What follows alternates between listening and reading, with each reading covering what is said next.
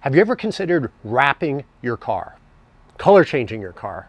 Maybe you're bored with the color it is now. Maybe you got a car that you really love, but it just wasn't the color you were looking for. But in looking into having your car vinyl wrapped, you found out how much it can cost. It can be quite expensive, $4,000, $5,000, $6,000, $7,000. And for some of you, including myself with our newest project car, that's not that much less than the value of the car itself. So it really doesn't make sense. But maybe you could do it yourself and save a lot of money in doing so. And that's exactly what I did with our 2003 Lexus IS300 Sport Cross. This is the first time I vinyl wrapped a car. And I learned a lot. Did I make mistakes? Yes. Am I happy with the results? Yeah, I'm pretty happy. Did I save a lot of money? Absolutely. If I were to do it again, could I do a much better job? Yes, I can. And in today's video, I'm going to take you through the lessons I learned in vinyl wrapping our project car. So if you're interested in hearing more, then stay tuned.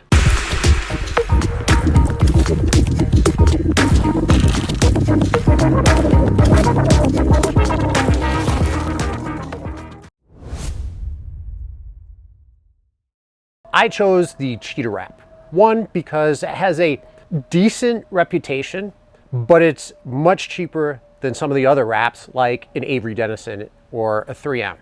Is it of the same quality? No. Is it supposed to last as long as some of those? Nope. But the reason why I purchased it is because I'm doing it myself and I'm probably going to screw up things. And if I really didn't like it, like how it turned out, I could just pull it off.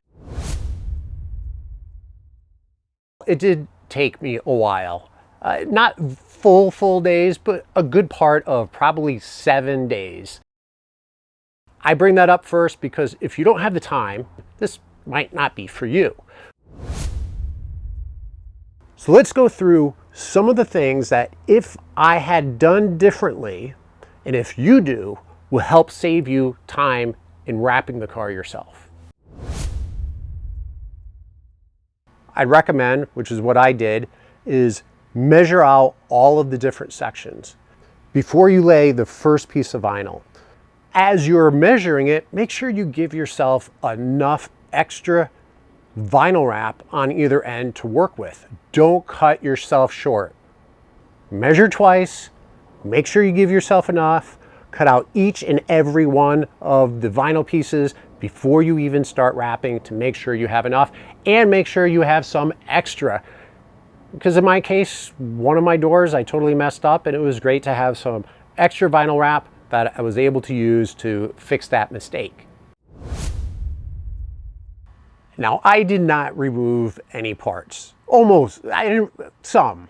I removed the badging on the back because I really didn't see a way to work around it. So I removed those, but I didn't remove any parts, as in the front bumper, the rear bumper, the lights, the door handles. The door handles. I didn't remove anything. And while that helped save time, I think, in hindsight, it may or may not, I'm going to leave this up to you. If you're comfortable in removing the parts, if you know how to remove them, I would highly recommend it. I bet you it will save a lot of time and it'll make for a better finished product. But in some cases, I was just too lazy. Having removed the handles on our Lexus before, it's pretty labor intensive and I didn't want to do it again. And I kind of regret that. Don't forget the importance of surface prep. So you don't just jump in and start wrapping your car. You want to make sure that you thoroughly wash the car, get it clean. Make sure you decontaminate the paint. So that might be using a clay bar to remove some of the contamination, iron remover. It might be using an orbital buffer to cut into some of the paint in order to get that flat surface. So just remember this, whatever is left on the paint is definitely going to show through when you put the vinyl on. Don't think that the vinyl is going to cover up any of the flaws. Quite the contrary, the vinyl actually will highlight any flaws in the paint. So prep really well. And once you've done that, as you are laying your vinyl, which is what I did, I would apply a distilled water isopropyl alcohol mixture, spraying it on, wiping it off. So that makes sure that any grease from cleaning the car, anything that has laid on the surface since cleaning the car has been removed. It dries very quickly. It provides a nice clean surface for when you're ready to lay that vinyl. Besides the heat gun and the squeegee, and of course a nice sharp blade, I also used some tucking tools, and they were important. On several occasions, you'll find that the squeegee can't get into certain spots, and those tucking tools really help out a lot. Along with that and the other tools, I'll leave links in the description below to where you can purchase them.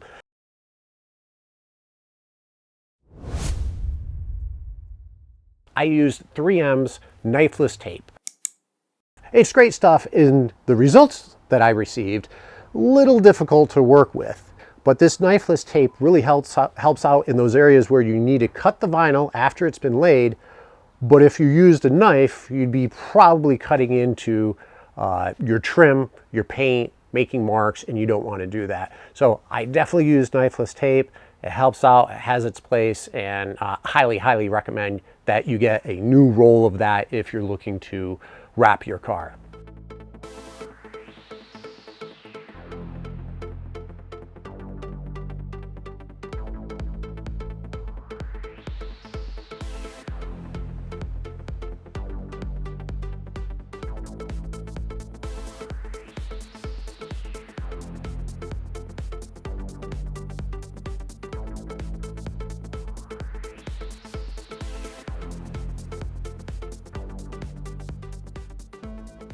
If you'd like to see more content on our latest project car, the 2003 Lexus IS300, then please consider subscribing, turning on notifications, and if you like this video, please hit that like button. It's super important to make sure that the wrap is all going in the same direction around the car. Now for our gloss that I've used, I don't think that was the case, but it doesn't matter. It didn't matter. I didn't want to risk it. I still made sure that it all ran in the same direction. And the print on the rear of the vinyl had the Cheetah logo, which helped me orientate what direction all of the vinyl should go in. If you don't do that, and it is directional, you run the possibility of, when you're done looking at it, let's say you're looking at a side angle of the car, that you have a different sheen, a different shade of color than the panels next to it. So maybe the two doors, the rear door and the front door, looks a little different, a little odd. And that could be a result of the wrap facing opposite directions. Make sure you approach each panel with a plan, meaning don't have your piece cut and then start laying it, smoothing it out, glossing it out, and then as you're ready to cut, you're thinking, wait, what's behind the door? Where should I cut? Look and make sure you know before you put that vinyl down where each one of your cuts are, how much overlap you want. Are you tucking it? How much of a tuck do you want within each one of the panels? Have a plan developed before you start laying each section.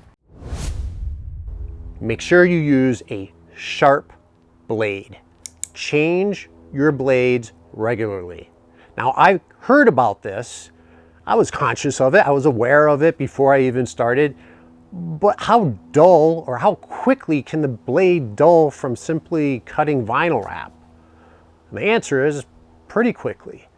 And if you don't change it regularly, if you don't change it when it starts to dull, you're going to notice a difference in your cuts. A number of occasions, I did use a dull blade to try to cut the finished product, and as a result, it kind of made some jagged edges. Don't fight the wrap.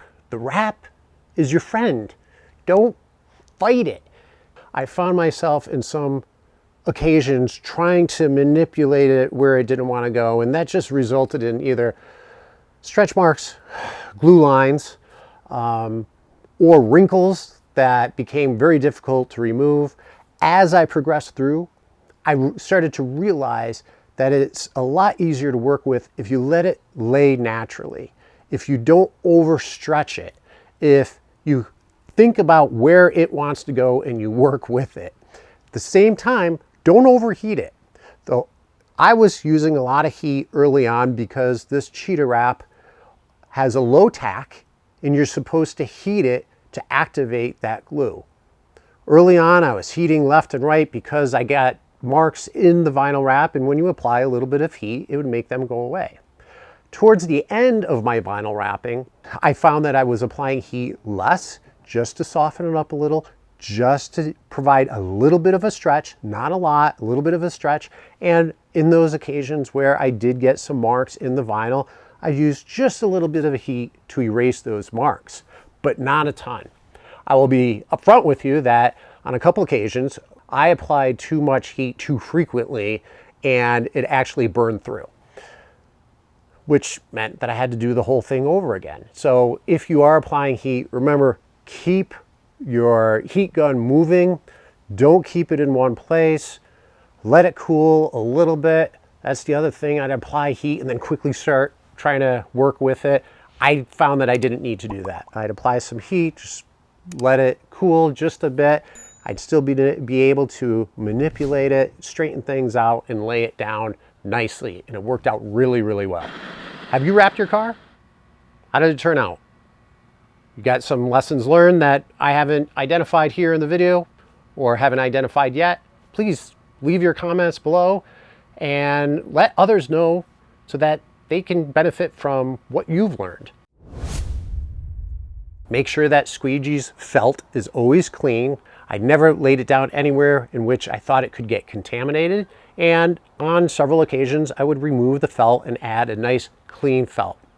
Reason for that is if you get any contaminants on that felt and you start squeegeeing with that, you're gonna lay scratches all over that vinyl. I'm a hairy guy.